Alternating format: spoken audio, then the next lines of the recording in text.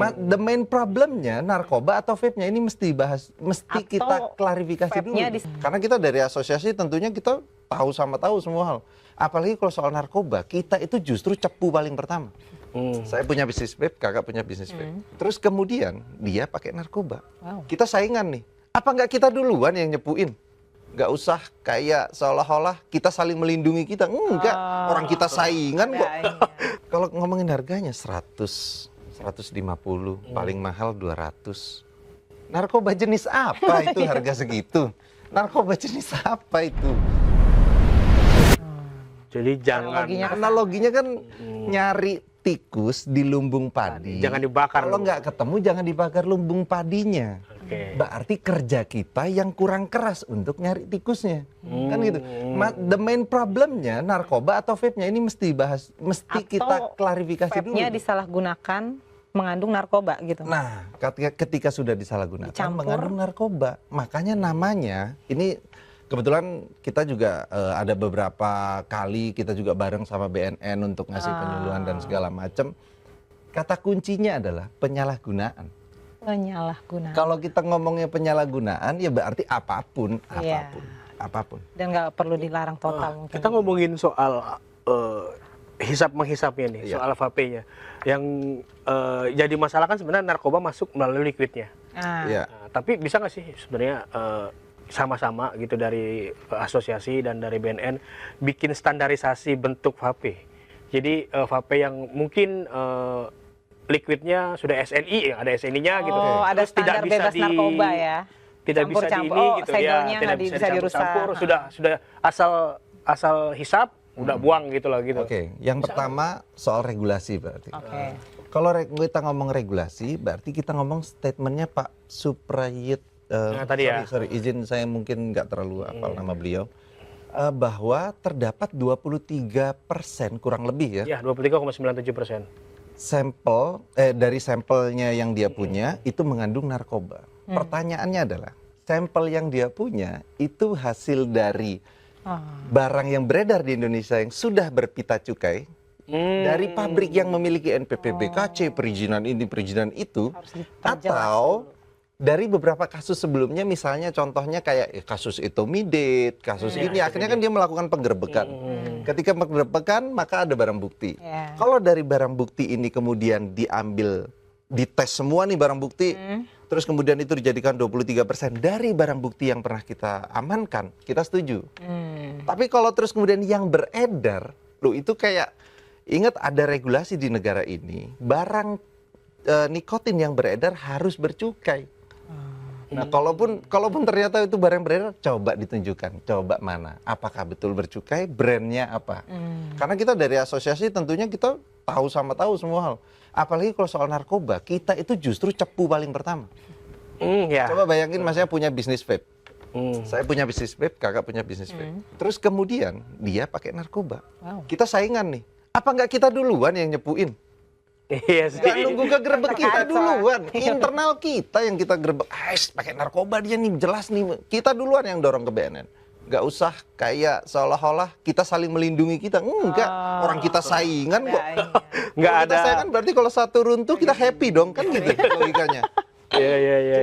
Jadi menurut saya polemik ataupun isu ya, atau narasi lebih tepat. Narasi yang kemudian ditimbulkan BNN ini kayak saya itu nggak ngerti gitu. Justru kita dari asosiasi bertanya-tanya, kenapa tiba-tiba begitu gitu? Pernah diajak nggak sih sama BNN untuk diskusi soal bikin regulasi ini gitu? Regulasi ini? Ya regulasi soal vape gitu, soal cukai, soal narkoba, soal. Intinya dengan BNN lah. Kalau untuk dengan BNN kita beberapa kali ketemu, tapi yang saya pernah temui adalah BNN di Jakarta Selatan. Saya belum pusat, tapi mungkin pendahulu saya kan kebetulan juga masih dalam beberapa tahun ya.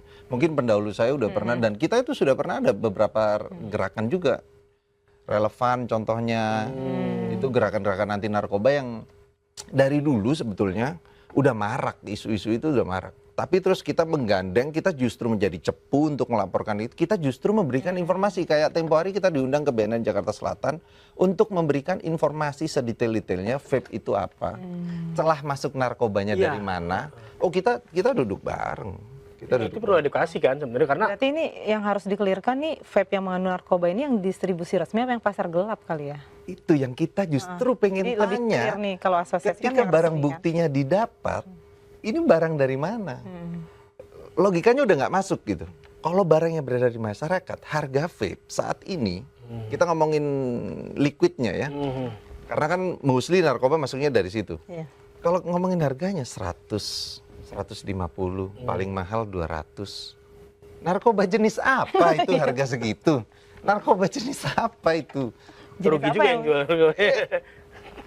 Mungkin per berapa gram? Nggak tahu. Saya punya teman seorang konselor narkoba gitu ya. Dia selalu mengatakan gini nih. Narkoba itu justru menjadi gampang diincar ketika dia punya pricey, eksklusivitas di ruang-ruang yang Oke. bukankah manusia memang basicnya begitu ya? Iya. Kalau sesuatu makin eksklusif, makin apa kita makin Jadi tergelitik. cari, Kalau udah makin pasaran kan enggak Yang gitu. premium. Nah, tapi nggak make sense menurut Setuju saya. nggak dengan pendapat dari BNN bahwa ini pintu masuk narkoba? Pintu masuknya dalam artian mungkin orang yang mau nyoba-nyoba vape tadinya hanya untuk nge-vape doang, tapi tiba-tiba nggak sengaja atau kayak gimana ceritanya dia menghisap yang ada narkobanya, pada akhirnya kecanduan. Kayak Itu dulu rokok, ya. itu tanggapannya kayak gimana dari Mas? Yang pertama soal statement tidak sengaja. Menurut saya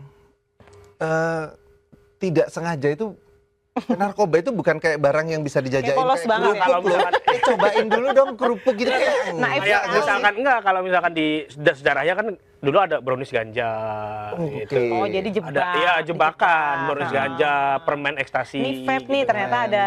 Iya, brownies ganja tuh kayak dulu nih, brownies ganja terus Permen ada karet juga. karet Kira-kira yang makan brownies itu tahu nggak itu brownies ganja? Ada yang nggak tahu, jadi Teman sendiri berarti kan? Berarti orang iya. terdekat. Teman sendiri dong, nggak mungkin ada sales bawa sekotak brownies, silakan Kak dicoba isinya. Artinya peredarannya pun ganja. nggak masif ya kalau kayak gitu. Aneh. Jadi kita boleh pakai asumsi-asumsi yang misalnya, oh masyarakat kan begini nih, Indonesia latah nih kalau ini gini, boleh. Cuman maksudnya yang rasional, yang rasional. Contoh kayak brownies ganja gitu. Ih terjebak, saya kan nggak tahu gini. Temennya kan, bukan sales terus tiba-tiba mau nggak beli brownies, Nggak harganya semua berapa? brownies 6 ada juta. ganjanya. Brownies 6 juta mau beli nggak? Apa nggak nanya? Loh kok patut bisa curiga. 6 juta gitu? Ada apanya nih? Ada apanya? Kalau Ada brownies bubuk harga emasnya. 200.000 terus ada ganjanya kayak, jadi serba nggak make sense. Kalau kita mau runut-runut, kita justru dari asosiasi bertanya, ada apa nih? Nah. Kenapa tiba-tiba kita disudutkan? Nah, Setelah motivasinya disudut, apa tuh? iya, apa? Motivasinya apa kalau menurut? Nah itu kita nggak tahu, apa yang terjadi. Kalau motivasi, kalau Kenapa pandangan tiba-tiba? positif thinking kita, Oke. mungkin saat ini dari pihak BNN atau dari pihak pemerintah itu ibaratnya kayak memang teknologi kan akan terus berkembang. Iya. Penyalahgunaan narkoba akan seiring sama seperti seperti maling.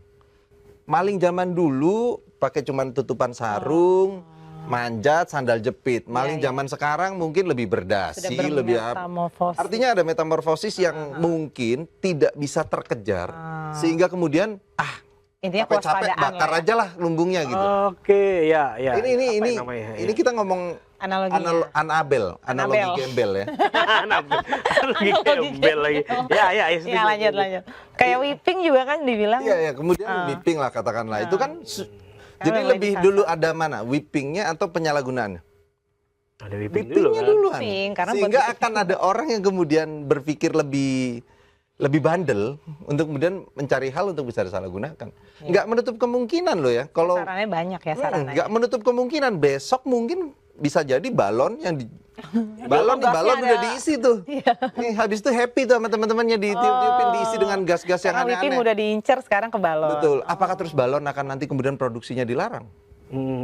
Karena pada intinya juga narkoba kan penyalahgunaan. Nah, Karena kalau di Aceh kita lihat orang-orang nanam ganja untuk sebenarnya ngusir hama, ngusir babi liar. Ya, masa Kalau kalau kata orang digunakan Aceh, sesuai ininya ya, sih nggak ada masalah ya. Kalau kata temen gue orang Aceh tuh kalau misalkan nanam ganja tuh babi nggak mungkin masuk berkebunan buat ngerusak. Karena kenapa? Karena Toilet baunya dia nggak suka. Jadi ketika ada Baunya kan bau kenceng. khas, bau kenceng, babi nggak mungkin masuk buat ngerusak. Tadinya awalnya Jadi kayak ada gitu. fungsinya kayak gitu ya. Ya, tapi tiba-tiba kan ada orang Ya, yang sama kayak whipping kan sebenarnya fungsinya bagus kan. orang yang terlalu kreatif gitu kan. Iya, orang yang terlalu kreatif dan Terlalu terlalu kreatif, bandel. dibakar. Tapi harus diingat bahwa Enggak, terus kemudian orang yang terlalu kreatif dan terlalu bandel ini ketika menyalahgunakan maka akan kita sebut sebagai general vape.